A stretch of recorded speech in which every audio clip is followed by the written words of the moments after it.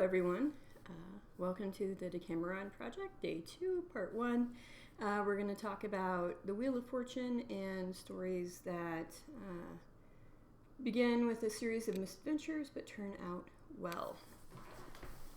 As an English teacher, I've spent a fair amount of time talking about the Wheel of Fortune over the years, but it's only been in the last few days when I've really been thinking about it in our current context.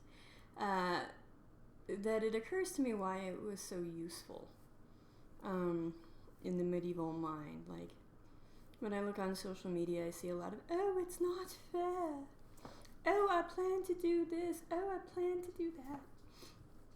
You know, because we do have this kind of underlying belief in our culture that good things should happen to good people and bad things should happen to bad people. And, you know, like when things don't work out, it's some kind of a moral judgment against us. The medieval mind looked at it a little bit differently. So here is I'm just using tarot cards because I don't want to worry about how to record my screen. So this is the Wheel of Fortune tarot card from the Smith-Waite deck. Okay. Ooh, that's going to be backwards for you. That's fantastic. Tarot cards are really interesting because they're worthwhile archetypes to think about in terms of processing ideas and giving our brains a chance to wander unusual paths. And the Wheel of Fortune to the medieval mind was this idea that anybody could be at the top of the wheel, right? Where everything's going good and you have power and you have stuff and you can see everything and the world is yours.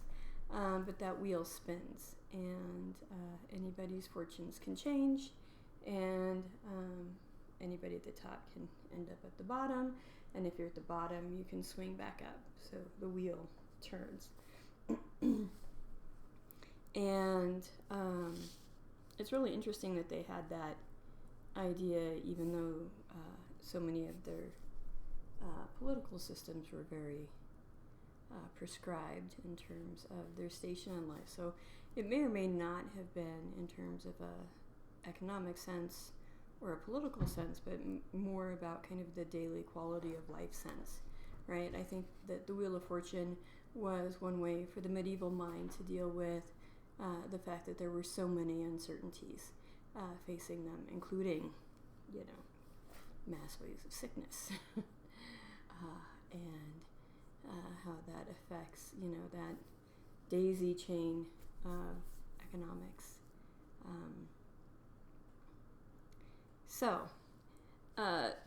in Day 2 of the Decameron, most of the stories are resolved based on a turn of fortune. There's a series of events that are misfortunes, so things that quite often through no fault of the protagonist of the story's own, a bunch of terrible things happen, but then in the end it all seems to turn out right.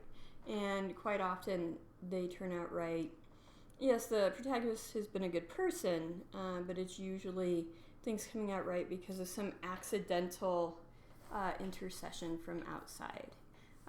So thinking about, stories where we see this happen, movies really came to mind automatically with this one because it's kind of the opposite of the hero's journey, right? Like, we have hero's journey thinking. In fact, for the last, 40 years, 50 years, we're all getting old. There's been this idea of the hero's journey where you start off where you are and you go out and you go through a series of trials, but they make you better, and then you face the big confrontation, and you come out of that confrontation with a boon to bring back to your village and make the world a better place. So we have this idea where the challenges of our lives are proving grounds, and we are on a progression that is intended to bring us to a higher place. And that's really how we think of things, right? Like, we're always working harder to become a better person and to grow a little bit more each day, and it's growth mindset. The Wheel of Fortune is less about progression than the fact that sometimes you're down and sometimes you're up, and you don't always have control over things. And for a lot of us, I think that lack of control has been the first trauma. It won't be the worst trauma, unfortunately, but the first trauma of all of these changes is feeling like we don't have the control that we had the illusion of before. We never had control, we just had the illusion. So it's always useful to remember that. So many of us feel like, the tower, everything's falling apart. My favorite tarot card has always been the Fool, where I'm like, I don't know what's going to happen. I'm just going to take each day as it comes because I have no knowledge. So I'm going to try, I'm going to endeavor over the next week to be as foolish as possible, which, if you know me, comes pretty natural. So the 3 movies that really popped into mind, the first was Shaun of the Dead. And who does not love Shaun of the Dead? I've never met a person who's like, oh, I don't even like that movie. It is, for what it is, it was the first one that took it quite to that level of camp. There was a zombie movie called Fido, which kind of edged towards it, but nothing quite as overblown campy as Shaun of the Dead. And if you remember, right, a series of misadventures, like the world closes in smaller and smaller and smaller in this great zombie apocalypse, and even the best friend gets bitten. But then, right at the last moment, before they're all about to get eaten, you have the truck from the army show up, and they all get loaded in, and even the best friend, even though he's a little bit of a zombie, they still keep him out in the garden shed, and they can play video games together, right? So, in the end, it all works out. Another one is National Lampoons Vacation. The first one is my favorite. Although all of them are pretty good. Well, not all of them. Vacation and Vegas is pretty funny. Not as fresh, but still pretty funny. And then, of course, Christmas. But National Lampoon's, the first one, is always going to be my favorite. So they go on vacation. It's Chevy Chase at his best being Chevy Chase. And they have all kinds of series of misadventures that include Grandma's car, which they just drop off at her son's house so that they're not late getting to Wally World. And then they get to Wally World, and the biggest misfortune of them all, Wally World is closed. And Clark goes and buys a BB gun, forces his way in, they ride the rides, and then the SWAT team shows up. But because Roy Wally also shows up, he takes pity on Clark and the rest of the Griswolds, and it all turns out okay, and they all get to ride the rides even more. Right? So outside authority, interceding, happy ending. And then Raiders of the Lost Ark would be, it was the first one that occurred to me that wasn't a comedy, right? Series of misadventures, Dr. Jones. Oh, who did that? I would say I've probably seen Raiders of the Lost Ark 40 times. That's not an exaggeration. It was one of my favorite movies. We had it on videotape as a kid, actual videotape, VHS. We didn't have cable, so I watched it over and over and over again. I'd probably have it memorized frame by frame. If I really stopped to think about it, I could watch the whole movie without turning it on. Dr. Jones, series of misadventures. Snakes, why did it have to be snakes? That great iconic line. And then him and Miriam both get intercepted by the Nazis. The Nazis are taking them and the Ark, and they're going to open the Ark. And because Jones has specialized knowledge, he tells Miriam to close her eyes. They both close their eyes because nobody can look on the face of whatever's coming out of the Ark. And whatever comes out of the Ark, comes out and melts everybody's faces off.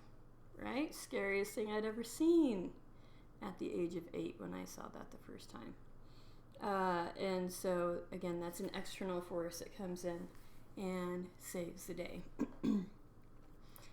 There's one that occurred to me that is extremely fitting right now, which would be Stephen King's The Stand. Like, a lot of people complained about the fact that The Stand, there's a big scene in The Stand. If you haven't read it, and you might choose to read it, I'm not going to give too many details, because if you're going to commit to a 1,000-page book, you should get the whole payoff. But there's a scene in there, and it's near the end, and it's a very big cumulative scene, and an external force changes the outcome there. And a lot of people had complained about that, because in this modern age of publishing, we have this belief or this standard that every resolution should come through your character's actions rather than from some external interference. Now, you can definitely make the argument that the character's actions leading up to that point create the situation, which is pretty much exactly what happened in Indiana Jones, Raiders of the Lost Ark. All you people hating on King for that part of the book, being saved by fortune is actually a tried and true storytelling technique. It's not always because your protagonist is an action hero. Wah! Sometimes we can't be action heroes. Sometimes we can only be the best of ourselves and hope that everything comes out the best we can hope for. So, the Wheel of Fortune is a useful story type right now, it seems to me. These were the first 3 stories that came to my brain off the top of my head. I would be interested in stories, books, movies, TV shows, where the day is saved by the Wheel of Fortune. And remember, this time it has to end happily. We'll get to things that end badly later, because by then we'll probably be ready, right? Like right now I'm thinking, I wonder if any of my friends would be interested in a Brendan Fraser movie marathon. I'm thinking, what could be better than Bedazzled, The Mummy, Blast from the Past, and Still Breathing, which is a movie probably only I've seen, but it's amazing. I'm not really, I'm not feeling Gods and Monsters or any of the heavier ones right now, because I'm not. But in a week, I might be. So our needs for stories change as our circumstances change. But right now, give me all the marshmallow fluff you got. So stories where after a series of misadventure, fortune intervenes and everything ends well. Please post in the comments or to the question on Facebook or Twitter. I think I'm putting these up on Twitter. Yes, nobody follows me on Twitter. Well, people follow me on Twitter, but nobody who's actively watching these, I don't think. Anyway, have a wonderful Saturday, and I'll talk to you early next week.